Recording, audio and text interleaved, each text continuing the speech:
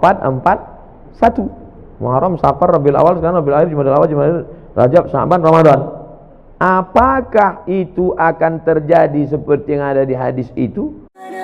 Rabbana ya Rabbana, Rabbana ya Rabbana, Rabbana ya Rabbana, Rabbana ya Rabbana, Rabbana ya Rabbana.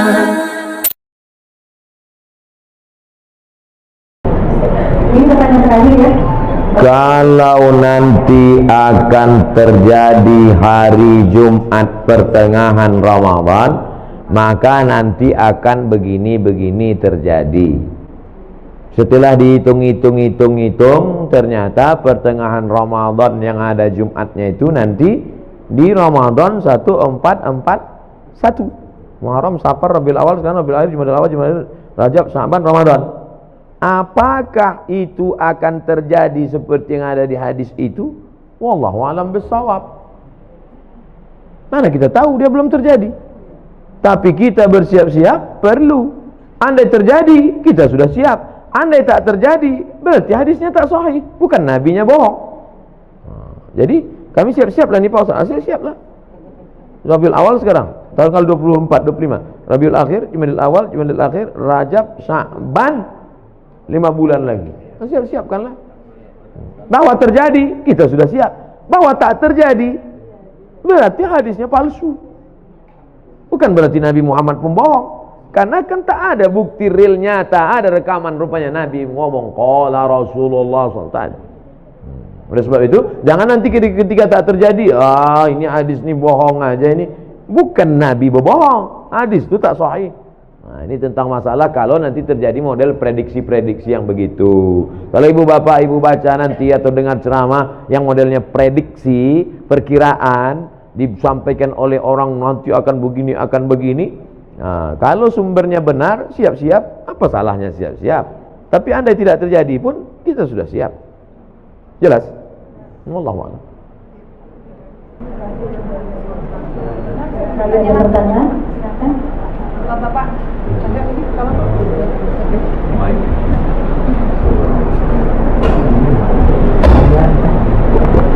Assalamualaikum warahmatullahi wabarakatuh. Waalaikumsalam warahmatullahi wabarakatuh. Bagaimana hukumnya jika kita takziah sedangkan almarhum itu orang lain, apakah pahala sampai kepada almarhum? Waalaikumsalam warahmatullahi wabarakatuh. Kata Nabi, kalau kau lewat di makam Baqi di samping Masjid Nabawi, keluar masuk dari pintu Babus Salam, laki-laki keluarnya tembus itu lurus, nama pintunya Babul Baqi, pemakaman Baqi.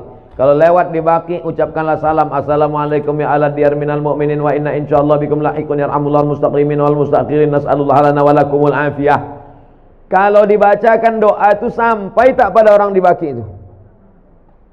Ada hubungan kita sama orang Baqi itu? Mana ada? Dia Arab, kita Arab cemas.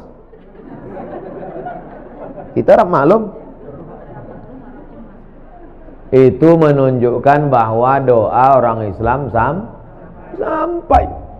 Maka jangan ragu, tahlil, takziah sampai pada orang mati. Sampai. Tapi ini Pak Ustaz, hadis. Iza matal insan, kalau manusia mati, inqata'a amalnya putus. Kecuali 3. Waladun salihun, ilmun yuntafa'u bih, shadaqatun jariyah. Ini orang tak paham hadis. Abdul Somad kalau mati, amal Abdul Somad ini putus. Bukan amal bapak ibu putus ke saya. Amal bapak ke saya putus apa tidak? Tidak, Bu. Kalau putus amal bapak, macam mana ada sholat jenazah? Sholat jenazah itu amal saya apa amal bapak? Amal ibu bapak. Saya udah mati udah. Tapi amal saya dulu ada 3 yang tetap mengalir. Yang pertama, Abdul Somad ceramah-ceramah diamalkan oleh jamaah, mengalir. Yang kedua, rupanya Abdul Somad peletakan batu pertama, mengalir walaupun sebiji batu. Apalagi yang satu sasmen. Yang ketiga, anak Abdul Somad, Mizian Hazik Abdillah, berdoa dia di tengah malam, mengalir. Bukan maknanya amal orang lain tak mengalir. Amal saya putus kecuali 3, tapi amal orang tetap mengalir. Jadi jangan ragu tentang ini. Apa saja yang mengalir itu Pak Ustaz? Bacaan Quran mengalir. Mana dalilnya? Abdullah bin Umar, anak Umar bin Khattab berpesan, nanti kalau aku mati meninggal dunia, bacakan pada bagian kepalaku Al-Fatihah, bacakan pada bagian ujung kakiku ujung Al-Baqarah. Riwayat lain, bacakan pada bagian kepalaku awal Al-Baqarah sampai wa ulaika humul muflihun. Pada bagian kakiku bacakan lillahi ma fis samawati sampai habis. Itu menunjukkan amal orang hidup baca Quran sampai, doa sampai, sedekah sampai, haji sampai, kurban sampai. Apa sedekah yang paling afdal ya Rasulullah? Saqil ma, kasih air minum. Buatkan sumur bor untuk almarhum. Nah, tempat kita jangan kasih air lagi, atas air, bawah air, banjir. Apa yang perlu dia? Kasih. Di pondok pesantren ini apa yang perlu? Perlu kalian air? Tidak apa, banyak udah air. Apa yang perlu? WC, ya kasih WC. Kemarin di Palembang, bantuan dari alumni 52 unit WC. Oh, bagus. Apa yang paling diperlukan orang? WC ini sangat diperlukan di pesantren. Berapa anak-anak yang kebelet tertolong. Man yassara an mu'sirin yassarallahu anhu yaumil qiyamah. Siapa yang memudahkan urusan orang, dimudahkan pula urusan dia. Oh, itulah urusan yang paling tersulit di dunia. Dilepaskannya urusan orang. Bagus sekali. Bapak-bapak yang ketawa berarti pernah mengalami.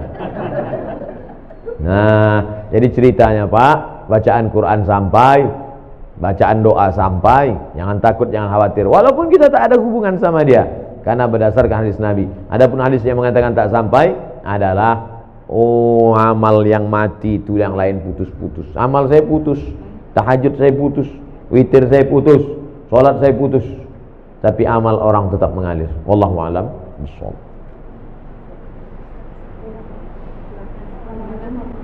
Waalaikumsalam. Tadi amal yang tidak putus ada 3. Kemudian amal doa anak yang soleh. Apakah itu masih anak yang kandung? Atau doa anak yang yatim yang Ibu kalau mendoakan saya, sampai tak doa ibu saya? Sampai. Kita tak ada hubungan. Bapak kalau mendoakan saya sampai atau tidak? Sampai, tak ada hubungan. Makna anak soleh itu bukan membatasi hanya doa dia yang sampai. Makna doa anak soleh itu artinya amal Abdul Somad ada 3 yang tetap mengalir. Ceramah Abdul Somad ini amal dia apa tidak ini? Amal. Kalau Abdul Somad ngasih semen, ngasih batu bata, itu amalnya apa tidak? Amal. Anak Abdul Somad itu anaknya itu amalnya apa tidak? Kalau anak itu bukan amal saya tengok aja bini saya, mungkin lahir anak saya itu. Nah, begitu kasarnya, mohon maaf, beri maaf. Jadi makna anak tadi jangan diragukan. Ustaz, kami ini tak punya anak, cuma anak angkat. Mengalir. Anak tiri, mengalir. Anak orang, mengalir. Mengalir. Jangan takut tentang masalah. Yang tak punya anak, jangan takut. Anak asuh, anak yatim. Makna hadis itu mengatakan anak soleh artinya amal kita nih putus, tapi ada 3 amal kita. Sedekah itu amal kita, anak itu pun amal kita, dan ilmu yang kita ajarkan itu pun amal kita. Bisa dipahami? Insyaallah. Wallahu a'lam.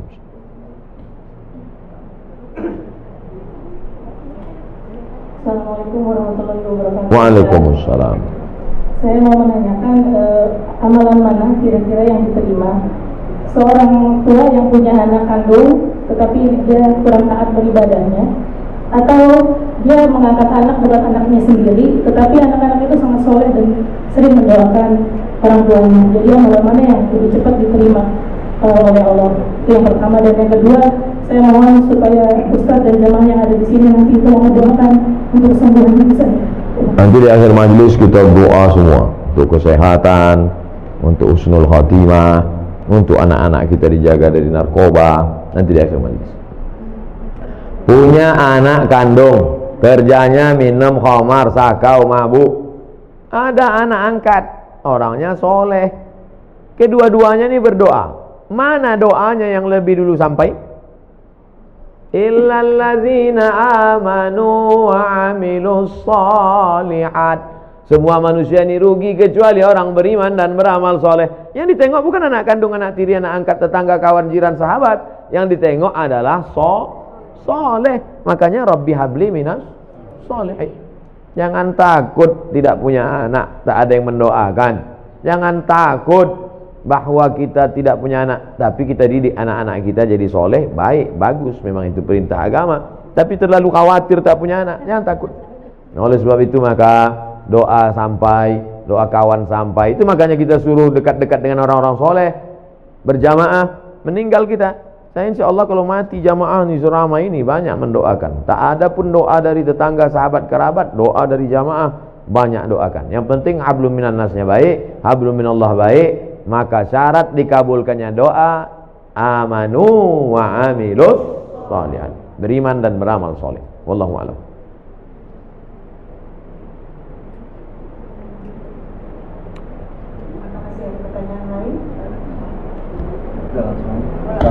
Assalamualaikum Pak Ustaz. Waalaikumsalam. Tanya Pak Ustaz, kalau misalnya kita nabung di bank konvensional, itu kan ada bunga, berbunga. Nah bunganya itu kan boleh nggak gitu diamalkan ke mana gitu? Nah, itu hukumnya gimana tuh Pak Ustaz?